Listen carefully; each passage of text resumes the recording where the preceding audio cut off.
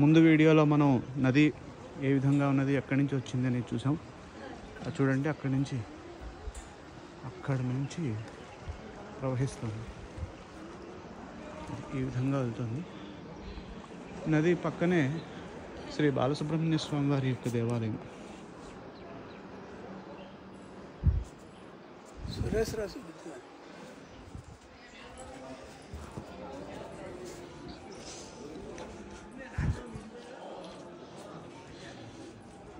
స్వామివారి యొక్క అధిష్టాన మందిరాలు ఇవన్నీ. పూర్వపు స్వామివారి యొక్క అధిష్టాన మందిరాలు.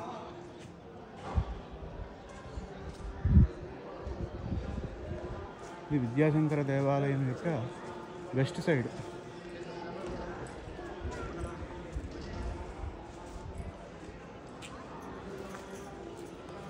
ఈ దేవాలయం చుట్టూ శ్రీ విష్ణువు యొక్క అవతారాలన్నీ అక్కడ ప్రదర్శించబడ్డాయి. చూడండి, మత్స్య అవతారం,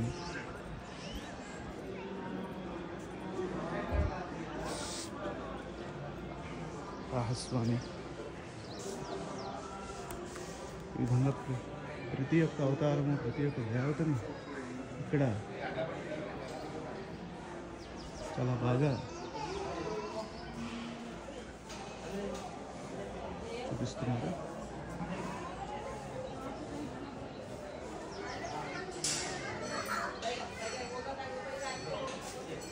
అమ్మవారి యొక్క స్వరూపాన్ని దర్శించవచ్చు. ఇక్కడ విశేషం ఏంటంటే స్వామివారి యొక్క మందిరము లోపల ఉంటుంది. విద్యాశంకర స్వామివారి మందిరం. మందిరం చుట్టూ 12 స్తంభాలు ఉంటాయి. ఈ 12 స్తంభాలు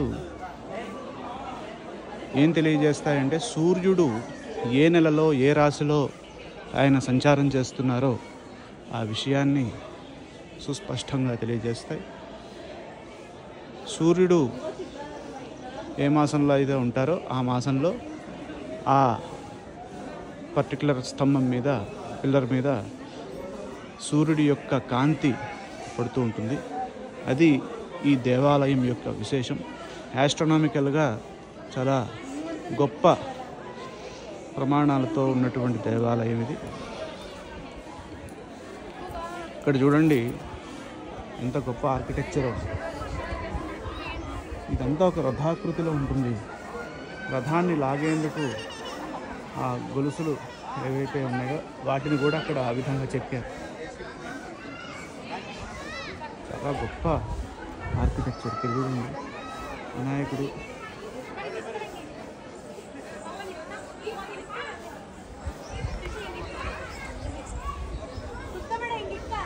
ఇది విద్యాశంకర దేవాలయం యొక్క తూర్పు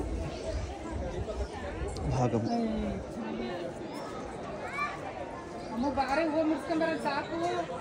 అక్కడ మీరు చూసినట్లయితే ఇది ఒక పిల్లర్.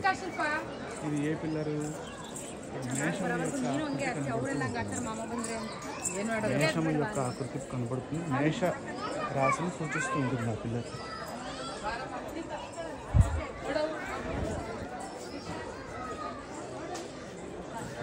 ప్రయత్నం చేసి అదిగోండి మేషరాశి. అలా 12 స్తంభాలు.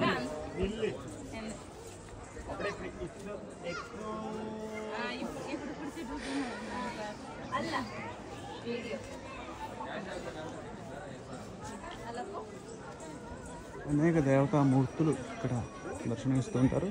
ప్రధానంగా ఉగ్రం వీరం మహావిష్ణుం జ్వలంతం సర్వతోముఖం సింహం భీషణం భద్రం మృత్యుమృత్యుకం నమామ్యహం. జయ నారసింహాయ నమః. నారసింహస్వామి వారు ఇక్కడ ఉన్నారు. అలాగే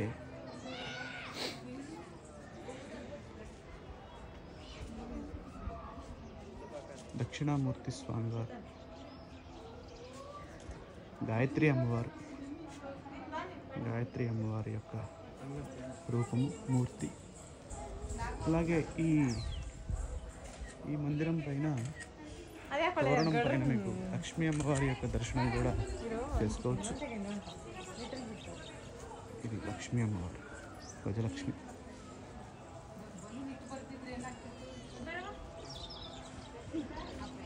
ఇది దేవాలయం. ఆ తర్వాత మనం అట్లా వచ్చాము, అట్లాగే చూపిస్తాను.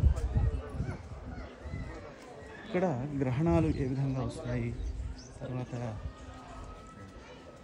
ఆస్ట్రానమీకి సంబంధించిన ప్రతి అంశము ఇక్కడ మనకి దర్శనమిస్తూ ఉంటుంది. చూపిస్తాను మీకు. ఇది చాలా ఆశ్చర్యంగా ఉంటుంది. ఇక్కడ చూడండి, ఈ రాయి పైన గ్రహణాలు అంటే ఆ పెద్ద సర్కిల్ ఏదైతే ఉందో, ఆ పెద్ద సర్కిల్ మనం భూమిగా భావిస్తే, ఆ భూమి చుట్టూ చంద్రుడు ఈ విధంగా వెళ్తున్నాడు. చంద్ర భగవానుడు ఎప్పుడైతే భూఛాయలోకి వస్తాడో అప్పుడు గ్రహణం ఏర్పడుతుంది అన్న సన్నివేశాన్ని ఇక్కడ చాలా అద్భుతంగా చిత్రీకరించారు. చాలా గొప్ప విషయం అది.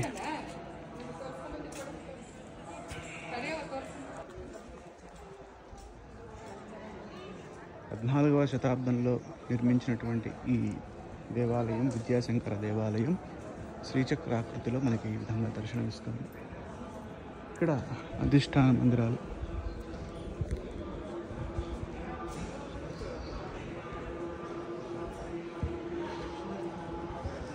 చూడొచ్చు.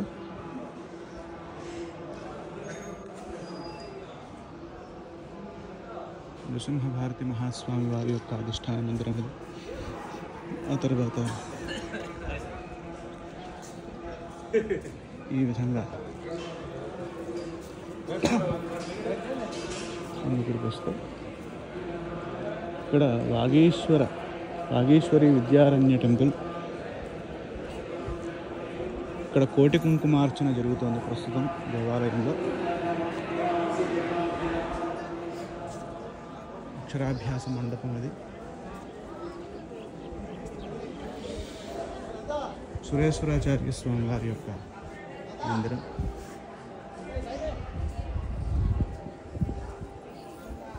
నవగ్రహ మండపం, నవగ్రహ మందిరం, అమ్మవారి యొక్క దేవాలయం, శారదా అమ్మవారి యొక్క దేవాలయం. మేము క్షేత్రపాలు శ్రీ బ్రహ్మదేవర గారు ఈయన. ఇది శారదాంబ సన్నిధి.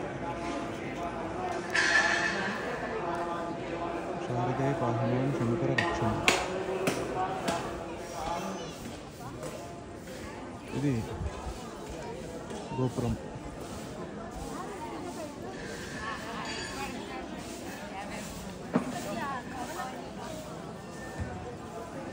శారదే పాహిమాం శంకర రక్షం.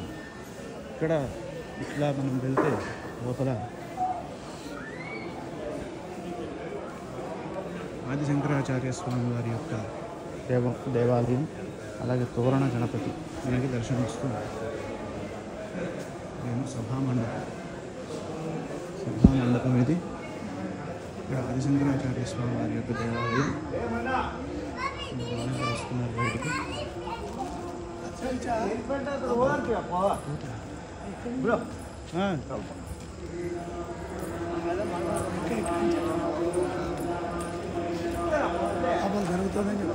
లోపల కుంకుమార్చన, కోటి కుంకుమార్చన లోక కళ్యాణార్థం కోసం జరుగుతుంది.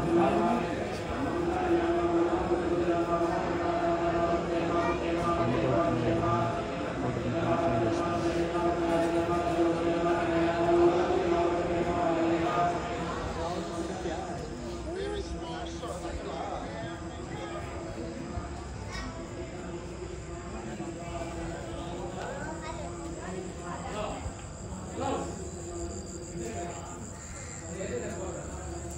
ఇది ఆది శంకరాచార్య స్వామి వారి దేవాలయం.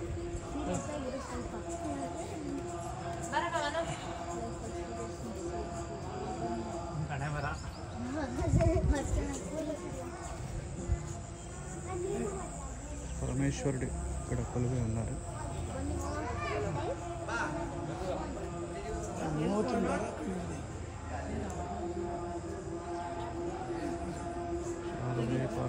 శంకర వృక్షం.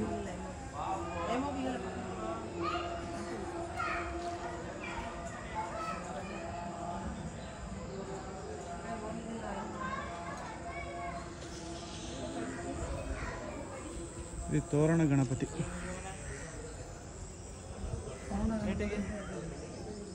తోరణ గణపతి ఇక్కడ ఈ దేవాలయం పైన తోరణం పైన గణపతి మూర్తి ఉంటుంది. ఇదే తోరణ గణపతి. ఇది కేవలం ఇది ఎప్పుడూ మూసుంటుందని భ్రమపడతారు చాలామంది. అది ఉండడమే అది తోరణ గణపతి. తోరణ గణపతి సన్నిధి. ఇది కొత్తగా నిర్మించారు. ఇది హరిహర నామాలయ. లోపలికి వెళ్ళి ఒక పరిక్రమణ చేస్తుంటాం. దేవతామూర్తుల యొక్క ఇవి చూడొచ్చు మనం. బ్రహ్మగారు, బ్రహ్మ పరమేశ్వరుడు, అమ్మవారు, మళ్ళీ ఇక్కడ పరమేశ్వరుడు, సుబ్రహ్మణ్య స్వామి, పైన గణపతి, పైన ఏమో గరుత్మంతుడు, లక్ష్మీనారాయణ, సరస్వతి, ఈ విధంగా అన్ని దేవతామూర్తులు. ఇది మనం ఇక్కడ చూడవచ్చు. ఇది నూతనంగా నిర్మించారు.